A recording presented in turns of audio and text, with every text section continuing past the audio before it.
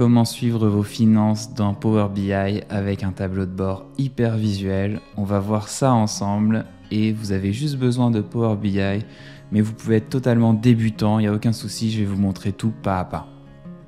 Alors la première étape pour un projet comme celui-ci, c'est de trouver les données et moi je vous propose d'aller sur Yahoo Finance. On a un onglet bourse et un sous-onglet crypto-monnaie. Et l'idée c'est qu'on puisse récupérer sur ce site l'ensemble des données dont on a besoin pour créer notre propre tableau de bord. Donc par exemple, je vais aller voir le Bitcoin. Et ici, on a un onglet qui s'appelle données historiques. Et je peux choisir une période. Donc moi, je vais choisir la période maximale. Je vais appliquer. Et ici, ce qu'on pourrait faire tout simplement, c'est télécharger cette extraction. On a un bouton télécharger. On pourrait la télécharger et directement l'importer dans Power BI. Mais ce qui est bien, c'est que si on fait clic droit, on peut venir copier ce lien. Oups, j'ai perdu. Voilà, si je fais clic droit ici, je peux copier l'adresse du lien et donc je vais pouvoir importer directement, automatiquement dans Power BI l'ensemble des données dont j'ai besoin. Alors justement, j'ai écrit un script que vous voyez ici et je vous partage le lien, vous aurez juste à le copier-coller qui va justement faire ce travail de récupérer l'ensemble des cryptos. Donc là j'ai listé une série de cryptos que je vais suivre et puis si vous voulez vous pouvez en ajouter d'autres dans la liste et on va tout de suite se retrouver dans Power BI pour faire cette manipulation. Vous allez voir, c'est très simple. Donc je suis dans un nouveau rapport dans Power BI et on va cliquer ici sur obtenir des données, la petite flèche juste à côté et on va sélectionner requête vide. Donc une requête, en fait, c'est une liste d'instructions qui nous permet de charger les données dont on a besoin. Donc ici, avant d'aller plus loin, on va cliquer sur Fichier et il y a un paramétrage très important à faire. On va aller dans Options, et on va aller dans les paramètres régionaux.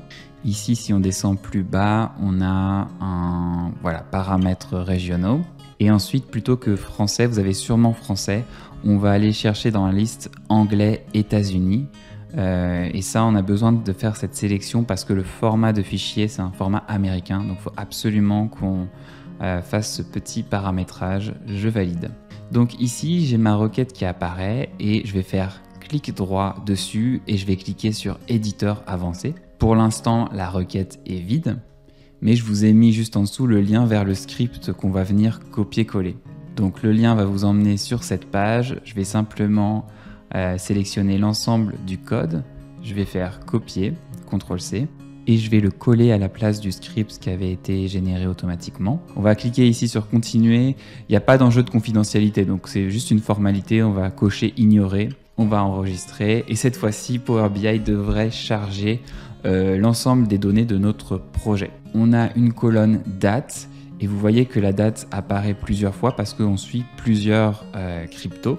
Donc si on va tout à droite, on a une colonne crypto. Donc par exemple, la première ligne est dédiée au Bitcoin.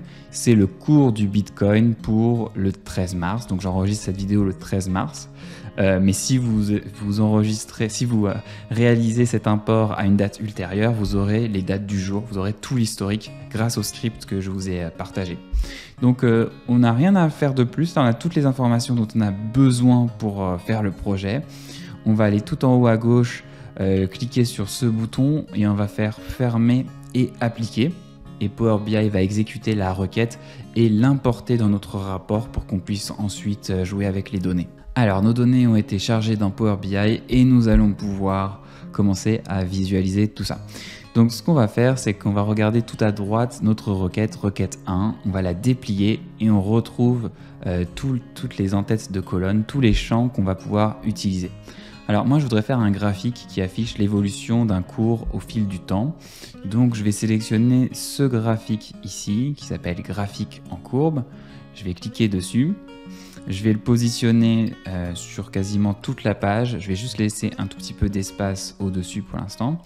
Et donc moi ce qui m'intéresse c'est de voir en fonction du temps. Donc je vais cocher date. Je vais voir en fonction du temps le cours de clôture. Donc je vais cocher le champ clôture et également je vais vouloir voir les différentes cryptos, le cours des différentes cryptos, donc je coche crypto. Voilà, Power BI a généré un graphique pour moi qui correspond bien à ce que je souhaite. Au niveau des dates, ici, on va cliquer sur la petite flèche Et on va pas utiliser la hiérarchie de dates, on va juste utiliser les dates. Donc on clique sur date et vous allez voir que ça va impacter le graphique. Ok, donc là je vois le cours de mes différentes cryptos en fonction du temps. Celle qui remonte le plus loin, pour laquelle on a le plus de données, c'est le Bitcoin. Maintenant, je voudrais permettre à mon utilisateur de choisir une période donnée. Donc pour faire ça, ce qu'on va faire, c'est qu'on va cliquer sur ce bouton-là qui s'appelle segment. On va le positionner en haut à gauche et on va venir mettre dessus les dates. Donc je coche simplement les dates. Je vais rabattre ce ruban, on n'en a pas besoin.